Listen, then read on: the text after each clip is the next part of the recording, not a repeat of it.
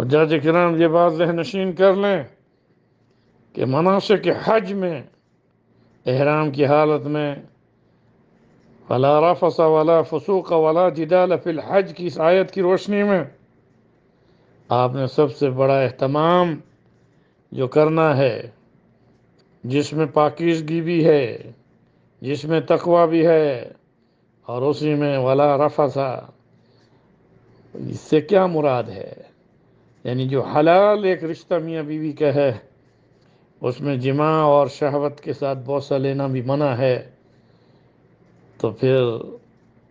دوسروں کے لیے اپنی آنکھوں کو نیچے رکھتے ہوئے کتنی پاکیزگی ہونی چاہیے۔ اسی طرح سے ولا فسوق، احرام کی حالت میں گناہ کا تو تصور ہی نہیں ہونا چاہیے، کیونکہ جب احرام کے بغیر ہی گناہ سے اللہ نے منع فرمایا اور کبیرہ گناہوں سے، تو پھر حالت احرام میں اور مناسک حج میں کبیرہ گناہوں کا ارتکاب، یہ دوبارہ اس آیت کے ساتھ یوں کہہ دیا گیا کہ عام زندگی میں جو گناہ اللہ تعالیٰ کو غصہ دلاتے ہیں، تو ضیوف الرحمن جب آپ میرے گھر میں آئیں اور مناسک عمرہ اور مناسک حج کے ساتھ عرفات کے میدان میں احرام کی حالت میں، جب یوم الترویہ مینا میں، پھر یوم العرفہ عرفات میں، پھر لیلۃ النحر میں مزدلفہ میں، اور پھر رمی جمرات اور قربانی اور حلق و تقصیر کے ساتھ جب ان اعمال کو کرتے رہیں، تو یہ بات ذہن نشین کر لیں، طواف زیارہ حج کے ارکان میں سے ایک رکن ہے، فرض ہے۔ جب وہاں جماع کا تصور نہیں جو حلال ہے، تو پھر گناہ کا تصور کیسے حلال ہو سکتا ہے؟ اس لیے اب یہ گناہ کبیرہ گناہوں میں کون کون سے ہیں؟ ولا فسوق، اب اس میں یہ بات ذہن نشین کر لیں کہ کبیرہ گناہوں میں غیبت بھی ہے، جھوٹ بولنا بھی ہے، اس کے علاوہ بہتان ترازی بھی ہے، جھگڑا بھی ہے، ولا جدال فی الحج۔ اب میں کیسے بتاؤں؟ اب ان کی تشریح اتنی زیادہ کی جا سکتی ہے کہ جس میں انسان اس بات کو ذہن نشین کر لے کہ رب ذوالجلال نے حج کے فریضے کو، مناسک عمرہ اور مناسک حج کو ادا کرنے میں احرام کی حالت میں حلال چیزوں کو جب حرام قرار دے دیا، جس میں آپ ناخن نہیں کاٹ سکتے، بال نہیں کاٹ سکتے، اسی طرح سے خوشبو نہیں لگا سکتے، خشکی کا شکار نہیں کر سکتے، اور میں کیا بتاؤں، اور مسائل بہت سارے ہیں جو ممنوعات احرام میں ہیں، تو پھر ان مناسک اور حج کی ادائیگی میں گناہوں سے بچنا کتنا ضروری ہوگا۔ اس لیے اپنی آنکھوں کی حفاظت کرنا۔ حجاج کرام، وہاں پر پوری دنیا کی خواتین بھی آتی ہیں، وہاں آپ کی نظریں کسی عورت کے چہرے پر نہ پڑیں، بلکہ وہ آپ کی آنکھیں یا تو جھکی ہوئی ہوں، اپنے گناہوں کی معافی کے ساتھ چلتے ہوئے ہوں، استغفار پڑھتے ہوئے ہوں، اور اگر طواف میں ہیں تو پوری دنیا کی اقوام کے وہاں لوگوں کو نظروں میں نہ لائیں، بلکہ اپنی نظروں میں خانہ کعبہ کے غلاف کی طرف نظر اٹھائیں اور ایک ایک گناہ کا تصور کر کے اس وقت طواف میں معافی مانگیں۔ اللہ تعالیٰ ایسے حاجی کی اس طواف کو، اس کے قدموں پر، اس کی معافی پر جب وہ چلتا ہے تو اللہ فرشتوں کو گواہ بنا کر اس کے گناہوں کو معاف کر دیتے ہیں۔ میں انہی کلمات کے ساتھ پھر دوبارہ یہ کہوں گا کہ اللہ تعالیٰ نے حج کی فرضیت کی آیت میں الحج اشہر معلومات فمن فرض فیہن الحج فلا رفث ولا فسوق ولا جدال فی الحج وما تفعلوا من خیر یعلمہ اللہ وتزودوا فإن خیر الزاد التقوى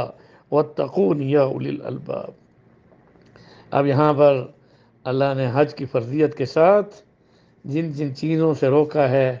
ان میں باقی چیزیں تو فقہا نے احادیث سے آپ صلی اللہ علیہ وسلم کے مناسک حج میں خذوا عنی مناسککم، جس میں آپ خود فرما رہے تھے بار بار کہ مجھ سے حج کا طریقہ سیکھ لو، وہ احکامات تو اسوہ حسنہ سے لیے، مگر قرآن نے حالت احرام میں جن چیزوں کو مناسک حج کی ادائیگی میں منع کیا ہے، اس میں نہ صرف جمع ہے، کبیرہ گناہ اور صغیرہ گناہ اور جھگڑا لڑائی، ان چیزوں سے منع کر کے آگے فرمایا وَتَزَوَّدُوا فَإِنَّ خَيْرَ الزَّادِ التَّقْوَىٰ، آگے بڑھو کیونکہ اس راہ آخرت کی جو زاد سفر ہے، اس میں وہ زاد سفر تمہارا دنیا کا سکہ نہیں چلے گا، بلکہ تمہارے دل کے اندر جو کیفیت ہے اس میں تقوی کی جو آپ کو اللہ نے مقام بخشا ہے، وَتَزَوَّدُوا، اس تقوی کو بڑھاؤ، فَإِنَّ خَيْرَ الزَّادِ التَّقْوَىٰ، زاد آخرت کا جو سب سے بڑا سرمایہ ہے وہ تقوی ہے۔ التقوی ہاہنا، التقوی ہاہنا، التقوی ہاہنا، تقوی وہ دل کے اندر کی کیفیت کا نام ہے۔ تقوی گناہوں سے بچتے ہوئے نیکیوں پر چلنے کا نام ہے۔ تقوی وہ حضرت عمر کے سوال کے جواب میں اس صحابی پر قربان جاؤں جس نے جواب میں یہ کہا کہ امیر المومنین، تقوی اس بات کا نام ہے کہ جھاڑیوں میں جیسے چلتے ہوئے کپڑے کو بچاتے ہوئے، پاؤں کو کانٹوں سے بچاتے ہوئے اس گھاٹی سے، اس وادی سے گزرنا، فرمایا گناہوں کی اس دنیا کی وادی میں گناہوں سے بچتے ہوئے نیکیوں پر چلنا ہی تقوی ہے۔ ان اکرمکم عند اللہ اتقاکم، تم میں سب سے بہترین وہ ہے جس نے تقوی اختیار کیا۔ ذات پات رنگ نسل کی تمیز کو ختم کر کے اللہ تعالیٰ نے قرآن پاک میں صاف ارشاد فرمایا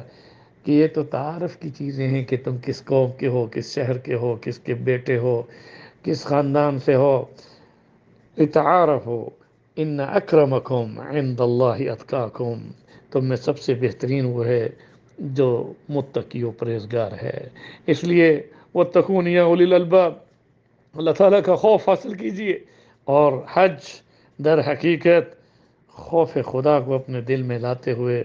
اتقوا یوما لا تجزی نفس عن نفس شیئا،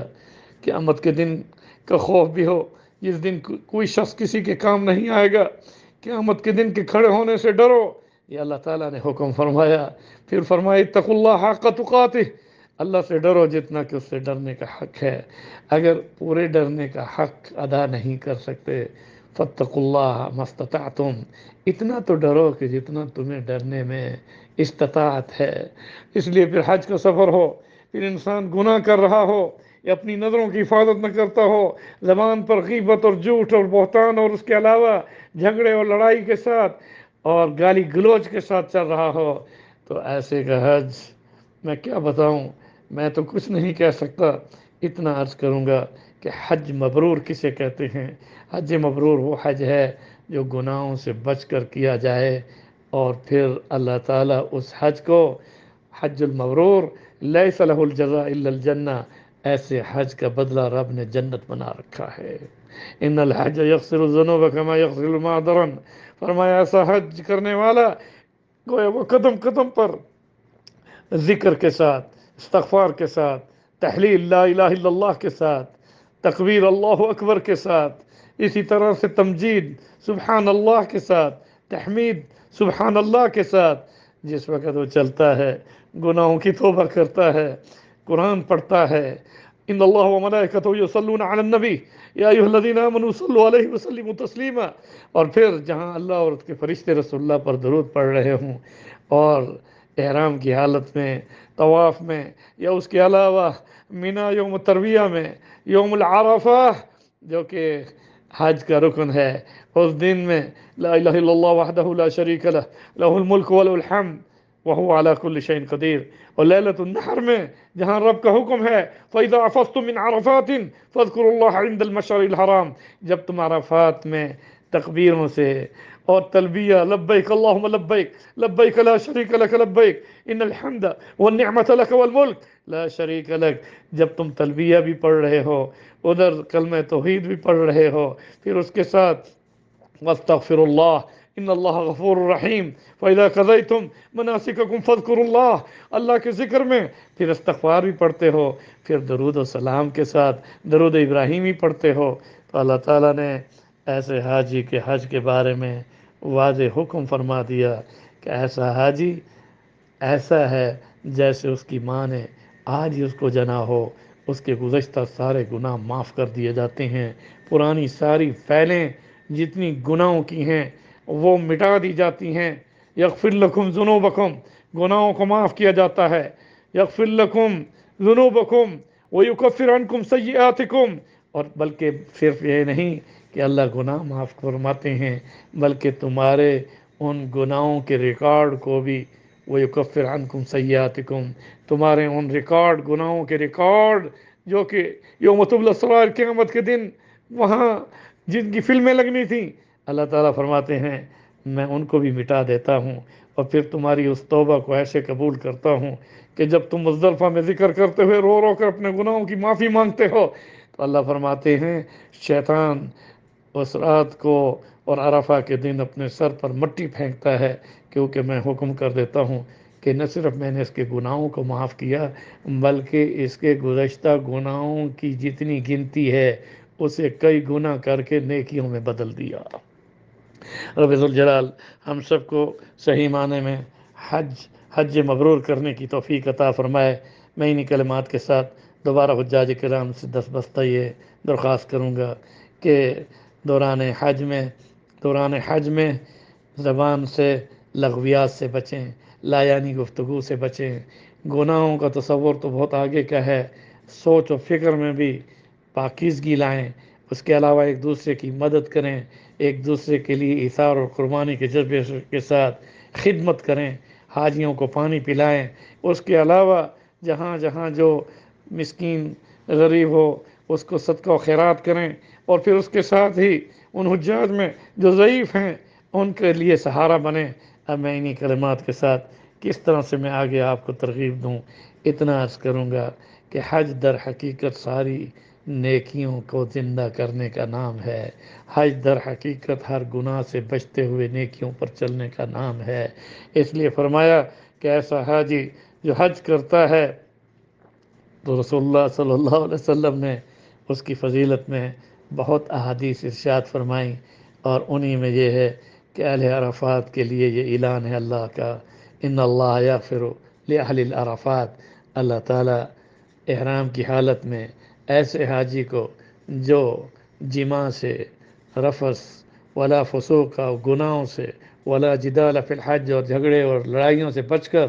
تلبیہ پڑھ رہا ہوتا ہے، تکبیریں پڑھ رہا ہوتا ہے، اس طرح سے اللہ کے ذکر میں رہتے ہوئے توبہ کر رہا ہوتا ہے، تو رب ذوالجلال نے فرمایا میں نے معاف کر دیا، اور عام معافی کے اعلان کے ساتھ اسے جنت کا سرٹیفکیٹ عطا فرما دیا۔ اللہ تعالی ہم سب کو حج مبرور، ذنب مغفور، سعی مشکور و تجارت لن تبور کے ساتھ حج بیت اللہ کرنے کی توفیق عطا فرمائے۔ آمین آمین برحمتک یا ارحم الراحمین۔ حجاج کرام، میرے اس پیغام کو سننے کے بعد میں مجھ جیسے ایک ضعیف اور ناکارہ، حقیر، گناہگار اپنے بھائی ڈاکٹر احمد علی سراج جو مدینہ منورہ میں ہوں، مقیم ہوں، میں بھی آپ سے دعاؤں کی درخواست کر رہا ہوں۔ یقیناً آپ اپنے لیے، اپنے والدین کے لیے، اپنی بیوی بچوں کے لیے، بہنوں بھائیوں کے لیے، دوست احباب کے لیے دعا کریں، مگر میرے لیے میرا نام لے کر ضرور دعا میں میرے لیے اللہ تعالیٰ سے رحم مانگیں، اور اس سے ایمان کی سلامتی اور استقامت فی دین کے ساتھ عافیت، سلامتی، تقوی اور ایمان کے ساتھ سعادت دارین اور ختم نبوت کے مبارک مشن میں ذات نبوت کے تحفظ کے لیے ہم سب کو رسول اللہ صلی اللہ علیہ وسلم کے تحفظ ختم نبوت کے لیے عالمی سطح پر ہمیں اس پیغام کو آگے بڑھاتے ہوئے اللہ رب العزت ہم سب کو رسول کریم صلی اللہ علیہ وسلم کی شفاعت نصیب فرمائے، اور ہم سب کی اولادوں کو، اور ہم سب کے والدین، بہنوں بھائیوں، بیوی بچوں کو، سب کو، بہنوں بھائیوں کو، دوست احباب کو اپنی دعاؤں میں نہ بھولنا، اور انہی دعاؤں میں اللہ تعالیٰ سے یہ دعا کرنا کہ رب ذوالجلال ہم سب کو جنت الفردوس میں رسول کریم صلی اللہ علیہ وسلم کی مجلس میں اللہ رب العزت، اللہ وحدہ لا شریک، حی لا یموت، وہ ذات جو ذوالجلال والاکرام ہے، اللہ رب العزت اپنا دیدار